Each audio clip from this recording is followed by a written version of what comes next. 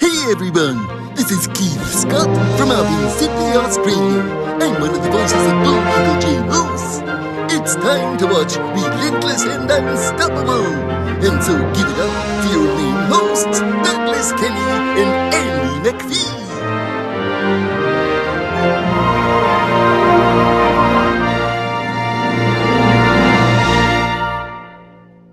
Okay, Michael. Definitely. For those who don't know, Cody Rawson Harris is an Australian stuntman that helps with horse stunts, and he was one of the key people behind the horses in the movie when it came to certain scenes, including that one. And I previously had him on as a guest with Ashley, and they told me a bit about the production and what it took to get Disney to buy it out for the Disney Plus platform. And what was your reaction when you learned that Disney picked it up? Oh, they're a fantastic film studio. So I've been involved with several projects with them. But very exciting because of the twist that it had. It's all coming from Beauty's point of view. The fantastic cast. I mean, Ian Glenn is a phenomenal actor, also a very real, visceral actor. And Mackenzie Foy, I was always a big fan of. And then Claire Forlani, who plays the rich girl's mom. She was fantastic. And you always, it's going to be difficult when it comes to animals, and you never know quite what to expect. But I mean, Cody is a real horse whisperer. He can tell you when you're not going to get any more out of that horse, or when you're going to get a good performance out of the horse.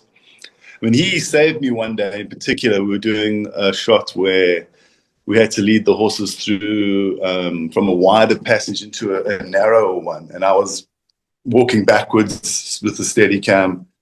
And at some point, and I always have a grip with me to, help me when I'm walking backwards. And at some point, Cody just went, "Pull him." And the grip pulled me out the way. And at that point, the horse turned and gave me a back kick. And I saw those hooves coming right at my face, and it must have gotten, within a half a foot of my face. But he could see that the horse, it turned in a certain way, and you knew that, 5 seconds down the line, that was going to happen. So, you go through the experiences like that with filmmakers, and a real bond grows around you. And we've got so many special moments, things you can't plan for. You can hope for certain moments, but you can't make a horse do what you needed to do on that day. But Cody was a wonderful trainer and a real horse whisperer. Really, the things he could do with the horses was a real art and a pleasure to work with and to see. Definitely. So what was your best moment when making the movie on your end? At some point, Ashley, who was the director, and we were chatting about music and how important it is for the emotion of a scene. And she told me that she had the score for the movie. And she said, "Well, why don't you give it to me and I'll put it on my earphones and, see if we can match the tempo of the music to the camera movement, to the horse, to the flare of the lens." And there was one particular afternoon where I had the music in my ears and Cody on my right and Beauty in front of me. And we were just playing with the music, with the flare of the lens, with the way she would move her head at that particular time. And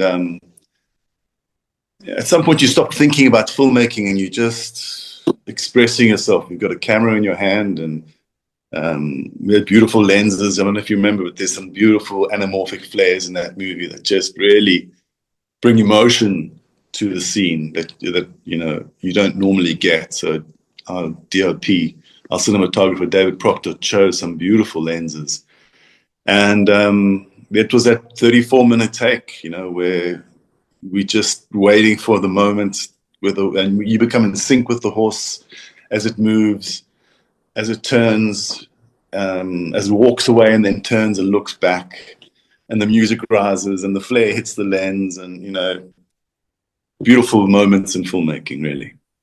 Yeah, definitely. Were there also some outtakes that were recorded that were so hilarious that the crew was laughing afterwards?